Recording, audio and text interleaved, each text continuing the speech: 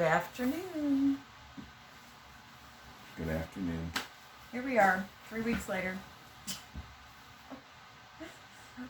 In my idea of ideas, I would have thought since he doesn't run the road anymore that we would do these on a regular basis. And it seems to have gone the opposite direction. That we can't, I don't know if we feel like we're so busy that we don't have time, or we're just not making it a priority. I think there have been some underlying things going on, and I know I mentioned this in the video on May 20th. But it's like, oh crap, now he's home all the time, and now I really have to do my work, and I can't run from it, and I can't just drive aimlessly around Franklin County or Warren County and waste time and drink and eat fast food and avoid my feelings and my life. And I don't want to do that anymore. So he is here and he is staying and he's not going anywhere. So I think there's been an adjustment period is what I'm getting at. And I'm sure we're still going to have adjustment period. So you want to lend your ideas on why we haven't been here for 3 weeks? Sitting in front of the camera, making a video? Well, I think there has been a lot going on, and I feel like we've kind of slipped in respect to doing the couple's work.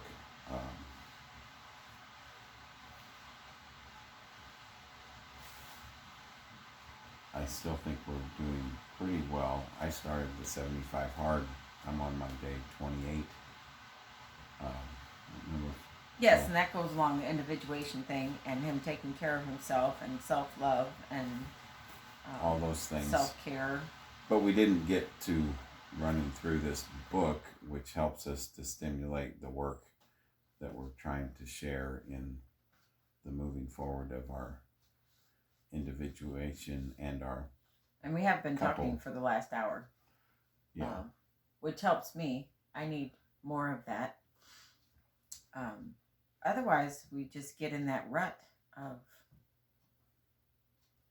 life and doing what's in front of us to do every day. And as we all know, there's all of that. There's chores to do, there's kids to feed, there's kids to bathe, there's summers to plan, there's vacations to go on. And this kind of work doesn't get attention. So I'm actually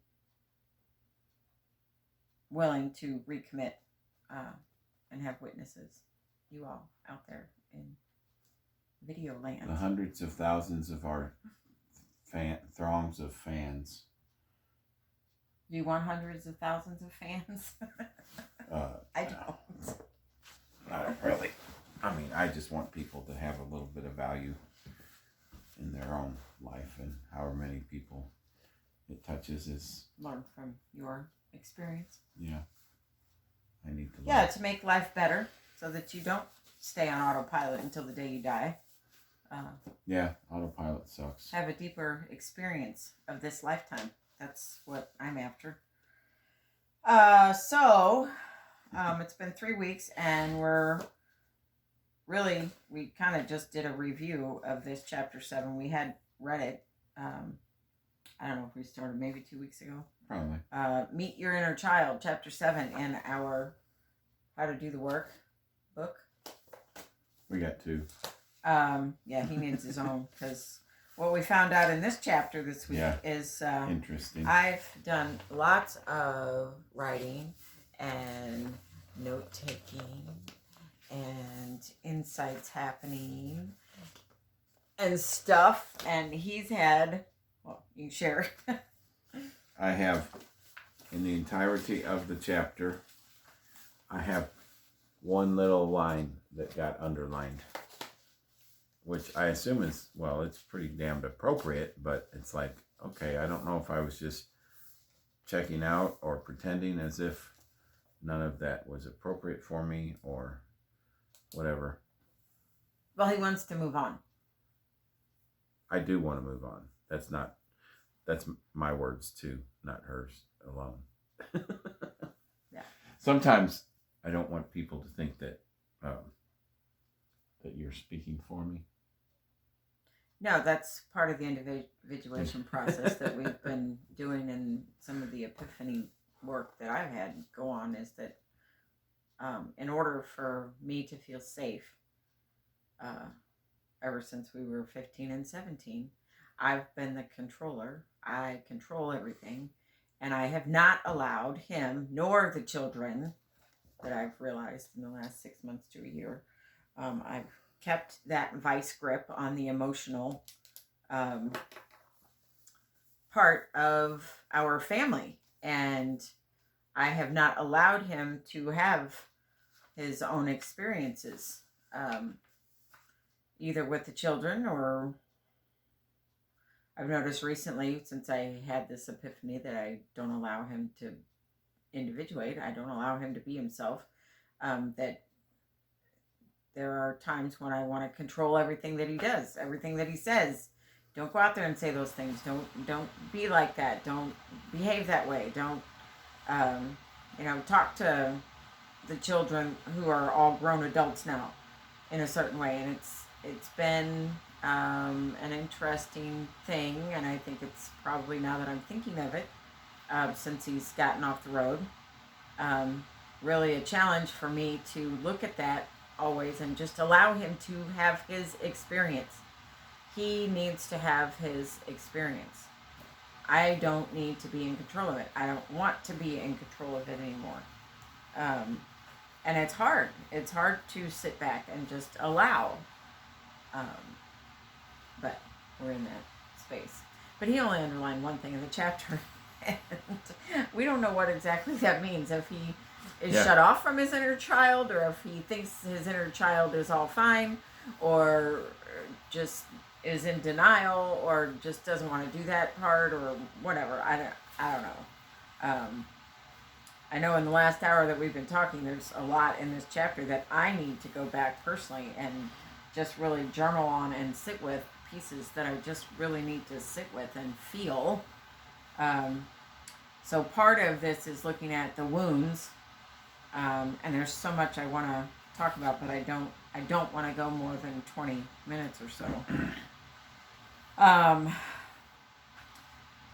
So one of the questions we asked ourselves here in the last hour was, what is the biggest wound that we came out of our childhoods with? She makes a point in here that says, what you will hear from marriage and couples counselors around the world is that our attachments live within us, especially in our romantic bonds. So she goes through 4 different attachment styles. Number 1 is secure, which neither one of us thought that was us. Number 2 is anxious, resistant. We didn't think those were us. Avoidant, which I think most of my children fall into. And then number 4 is what he said his was, and I said mine was the disorganized, disoriented. Do you want to read that one? Page 125. I could do that. So that, again, this is the attachment theory, or attachment type. 4 different, yeah. There's she had it down into 4 different types, and so the disorganized / disoriented. We feel we both are. Yeah, these children show no predictable pattern of response. Sometimes they are extremely distressed and stressed. Other times they show no reaction at all. This is the rarest attachment style of the 4, and is typically associated with the childhood traumas found on the ACEs test, such as severe abuse and neglect. the child's world is so unpredictable that their body doesn't know how to react or find safety. So the biggest wound you came out of your childhood with is feeling unlovable. Yeah. Yeah. And mine is it's a toss up, but I think the biggest wound was learning how not to trust anybody. My parents were drinking.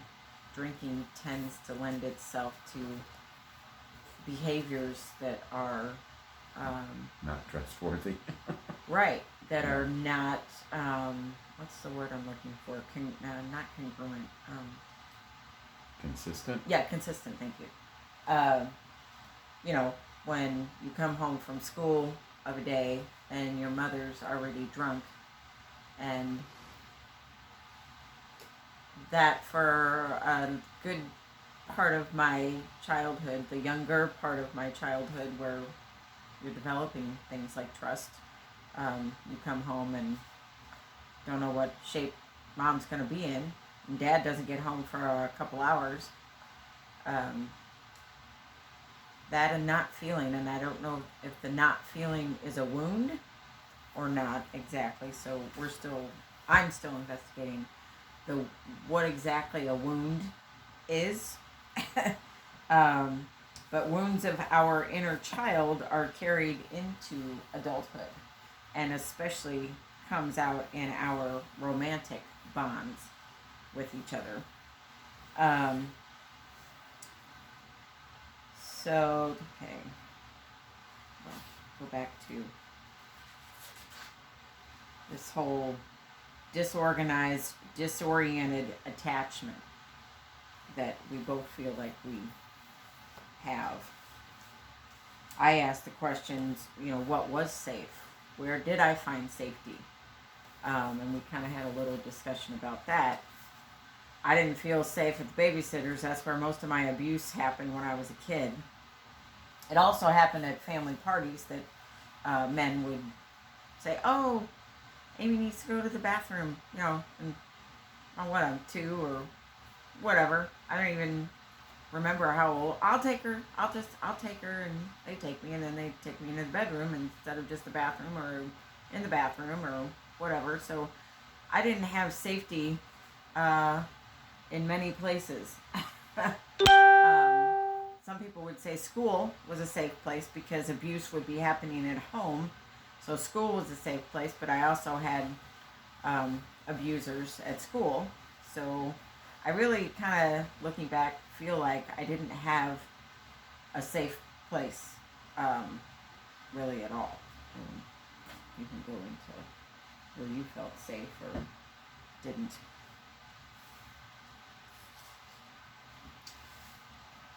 Yeah, not really. I mean, my most safe place was probably when I would go on campouts, or with Boy Scouts. Yeah, or long, be gone for the whole week at SBARF or whatever, Philmont, because then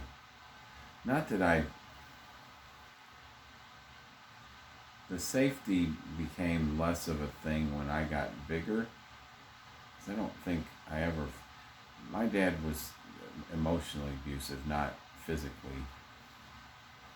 So it's hard for me to discern. I wasn't really one that felt like I was going to be physically harmed, but certainly you walk on eggshells with somebody that's I guess you would say a rageaholic. Yes, and an alcoholic. And an alcoholic. And a sexaholic.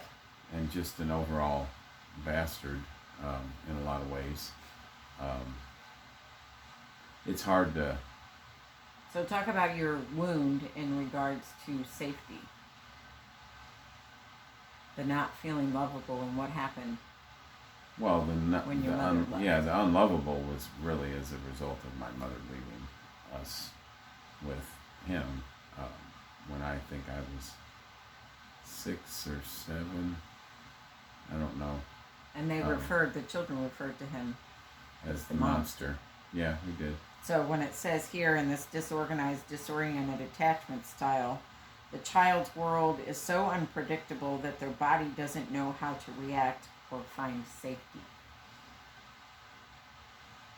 So at least you had Boy Scouts where you kind of probably felt okay to be you. Yeah, I was extremely self-empowered. I don't think I felt okay to be me anywhere. No, it was an empowering. It's always a danger. It was always an empowering situation because, I was. Well, and they looked up to you. Yeah. Yeah. So. I was the first eagle in Vince's troop.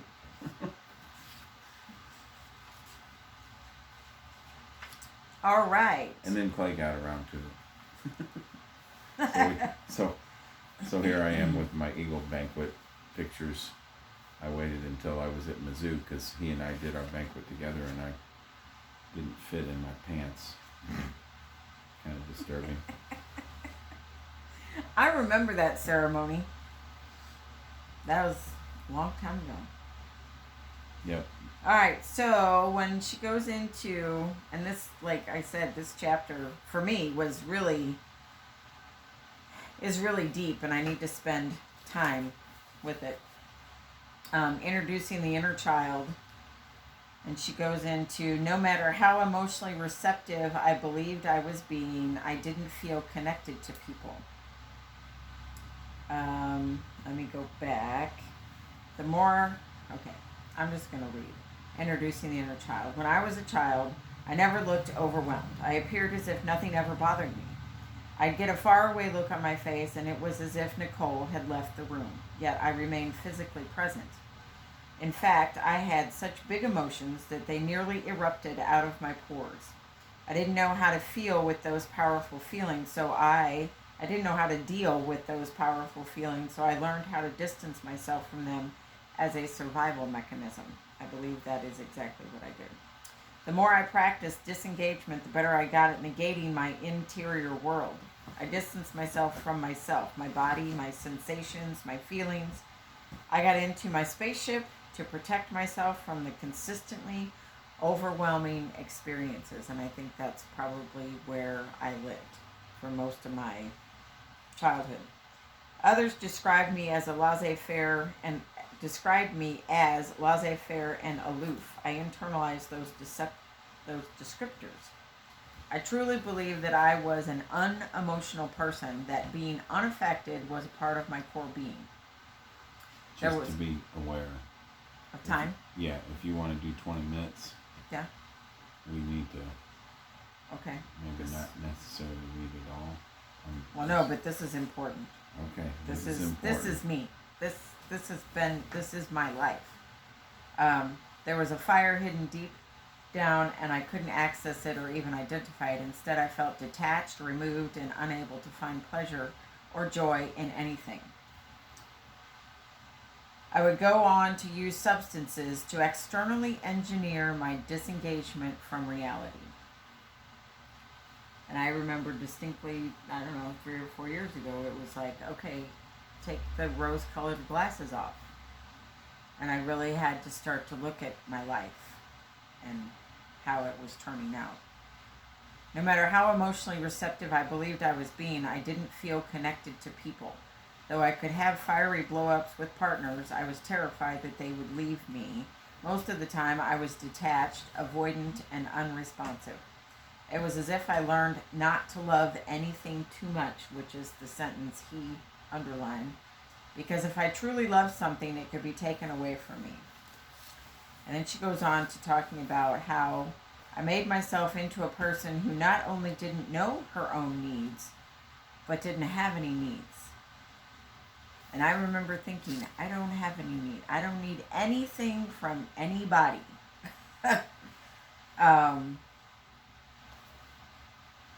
And so she talks about the inner child wounds that are consistently unmet emotional, physical, and spiritual needs from our childhood, expressed through our subconscious that continue to impact our present self.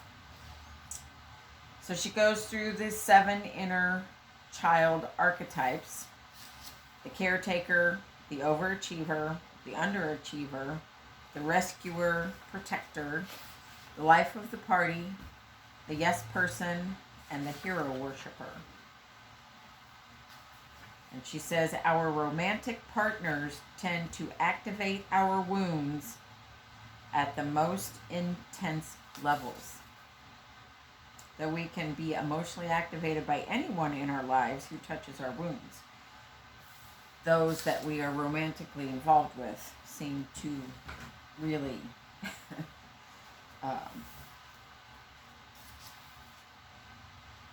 Test. bring to the surface our stuff. The wounded inner child carries all of these compulsions into adulthood. We carry this powerlessness, hoping that others will change our circumstances and make us happy. Externalizing quick fixes and daydreaming of alternate realities. We seek approval from others so that we will feel good about ourselves. We choose the quick fix. Drugs, alcohol, sex to feel pleasure in the moment that will dull our pain. Our real long-term goal is to find the security inside ourselves. Our work is to internalize the feeling of being good enough. And I don't feel worthy. I don't feel important enough.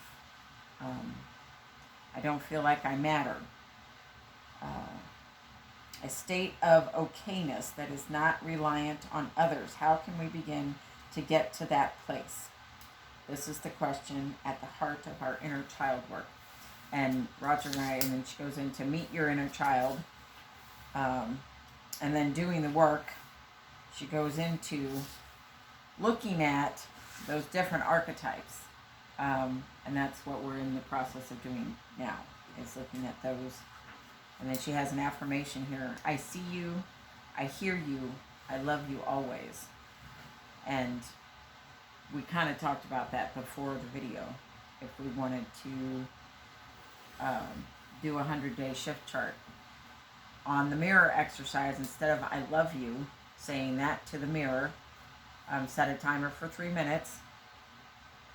I think I'm willing to, I don't know if you are, do a 100-day shift chart on I see you, I hear you, and I love you always. Saying that in the mirror, 3 minutes. Blast my glasses off so you really see yourself. There's nothing in between you and the mirror, the image in the mirror. Yeah, so that's my homework. And journaling on that, the wounds. And then letting go of it. We did talk about this when we read the chapter. There is a temptation to close the book on this work and tell yourself, I've met my inner child. Now I'm all better. Time to move on. In truth, the work is never done. And I'm working actually on a book that is about growing up your inner child. I feel like in the last, 10 years, that this work, the book does need to close on it. We need to grow up our inner child aspects, our 2-year-old, our 6-year-old, our 12-year-old, our 35-year-old, into, for me, my 57-year-old, going to be 57 in July, and today is his birthday, 59 years old, happy birthday. Grow all those parts up into this adult and have your life be run from that adult aspect, not these other parts. So yeah, I think the people that, and we have kind of discovered that mentality of the work is never done, or you're always going to be broken, it perpetuates people going to counselors and or psychiatrists and or taking Valium or never getting to that thriving aspect, which yeah. is what we're after. That's part of our goal, is to get so that whole idea is bunk. But there's work to do. Well, there is work to do. I think one of the reasons I didn't underline that much in this chapter is a lot of it I have done. At least that's the story I tell myself, and that's all I have to say about that. So, I mean, I will be doing some journaling. I definitely need to be doing more journaling, and as the timekeeper, Yeah, I know. I know. I think So- it says 26. I think it's a Minutes? 5, but I'm not really sure. I'd have to put on my specs and. Oh, yeah, it's 25. So Anyway, that's our video for this time, and we will return I same time next week. same I bat think. channel, same bat. Yeah, because Same bat cave. we tend to like Well, it's we easy ramble and, too and, much and if we're. I not, think we have been in an adjustment period, and sometimes there just isn't a little bit. a whole lot. Good one It's- for me. I get to wake up in my own bed. Yay. Yeah, every day. Same city, same town. So much has changed. Not on the side of the road in a rest area, or oh hey, there's an exit, because there's no place to park 18-wheelers anymore. By the way, I don't do that anymore, so I don't give a rip. But So a lot has changed, and it's changing really fast. yes, And there's things that we could not have predicted would happen until he was done, because the energy shifting has totally. It has been huge. It has been huge. So, hopefully, we will see you in a Yes. week. we will see you in a week. What is We're today? just gonna This is make the Sunday. commitment. We Yeah. can make the commitment. We can. That's a commitment, not just to doing it for those people that might find some little piece of So help. every Sunday we But should it's just decide. it's a commitment for. It's just like the individuation thing. Yes. You're not doing your individuation work for me, Right. and I'm not doing it for you. Right. We are doing it for our individual selves, and so Yeah. we can make the commitment and do it. And Yes. yep. So, all right. So now we have to go somewhere to upload the video. Download, No, it's Side load. upload. Upload it to the YouTube channel. upload. See, I do the We're still download, loading. I mean, side learning. load. Yeah. All right. Well, happy birthday. Yeah, I'm gonna have a party. I did have a party. It was a very nice party. No cake, but we have to find No. cheesecake somewhere. Because Yeah, he's because I strict am carnivore. and doing For his- nothing but meat and dairy, so Yeah. I won't eat the crust. See Okay, you all in a week. bye. Bye.